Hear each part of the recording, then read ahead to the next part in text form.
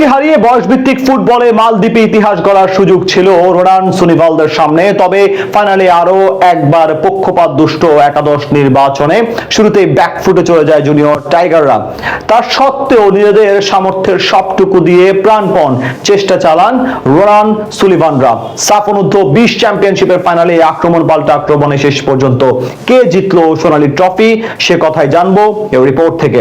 মাঠ ভর্তি দর্শক, মালদ্বীপের মালেতে ইন্টারন্যাশনাল স্টেডিয়ামের গ্যালারিতে ছিল না তিল ধারণের জায়গা। শুক্রবার শ্বাসরুদ্ধকর ফাইনালে আরো একবার কোচের পক্ষপাত দুষ্ট আচরণে শুরুর একাদশে জায়গা হয়নি ডেকলান সুলিভান ও ইব্রাহিম নেওয়াজের। ফলে ম্যাচ শুরুর আগেই ফাইনালের উত্তাপ ঘিরে ফেলে জুনিয়র টাইগারদের। তবে সব উত্তাপ, সংশয়, সন্দেহ আর ভয় দূর করে বল পায়ে ফাইনালে দারুণ নৈপুণ্য দেখাতে শুরু করে রোনান সুলিভানরা। এদিন ম্যাচের শুরুতেই ভারতকে চেপে ধরে জুনিয়র টাইগাররা। তবে পাল্টা আক্রমণে ছেড়ে কথা বলেনি ভারতীয়রাও। ম্যাচের 4 মিনিটে রোহেন সিং এর দারুণ ক্রসে হেডারে বল জালে জড়ানোর চেষ্টা করেন ভারতীয় স্ট্রাইকার মোহাম্মদ আরশেদ। তবে তার সেই হেড লক্ষ্যভ্রষ্ট হলে বেঁচে যায় টাইগাররা। এরপর ম্যাচের 13তম মিনিটে বাংলাদেশি ফরওয়ার্ড মোহাম্মদ মানিকের মুখে জোরালো আঘাত করেন ভারতীয় ডিফেন্ডার জয় ফারেম্বা। তবে আঘাত গুরুতর না হওয়ায় কার্ড দেখানো থেকে বিরত থাকেন রেফারি উমেশ বিদারি। তবে এ সময় দারুণ এক পজিশন থেকে ফ্রি কিক পান টাইগার যুবারা।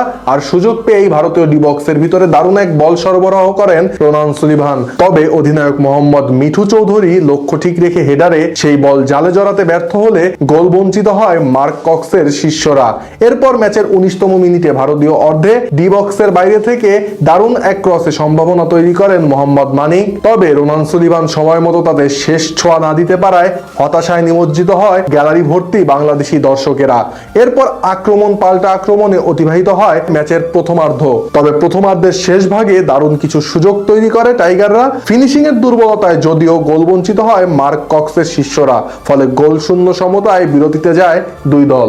বিরতি থেকে ফিরে দ্বিতীয়ার্ধে গোল করতে মরিয়া দেখা যায় টাইগারদের। মুহুর্মুহু আক্রমণে ভারতীয় রক্ষণভাগে ভীতির সঞ্চার করেন রোনান সুলিভানরা। তবে ভারতীয় অর্ধে গিয়ে শেষ পর্যন্ত প্রতিবারই বল জালে জড়াতে ব্যর্থ হন তরুণ এই ফুটবলাররা।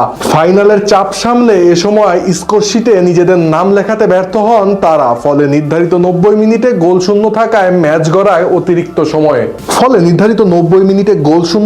ম্যাচ গড়ায় টাই ব্রেকারে।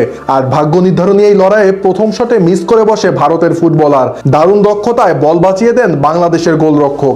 এরপর দুদল মিলে টানা 6টি শটে গোল আদায় করে নিলেও চতুর্থ শটে গিয়ে মিস করে বসে বাংলাদেশি ফুটবলার। তবে পঞ্চম শটে ভারতের হয়ে বল বাইরে মেরে দেন ওমাং দোদুম। আর ট্রাইবেকারের শেষ শটে রোমান সুলিভানের দুর্দান্ত এক পেনাল্টিতে 4-3 গোলে জয় তুলে নেয় বাংলাদেশ। ফলে সাফ অনূর্ধ্ব 20 চ্যাম্পিয়নশিপের শিরোপা চলে যায় লাল সবুজের ঘরে।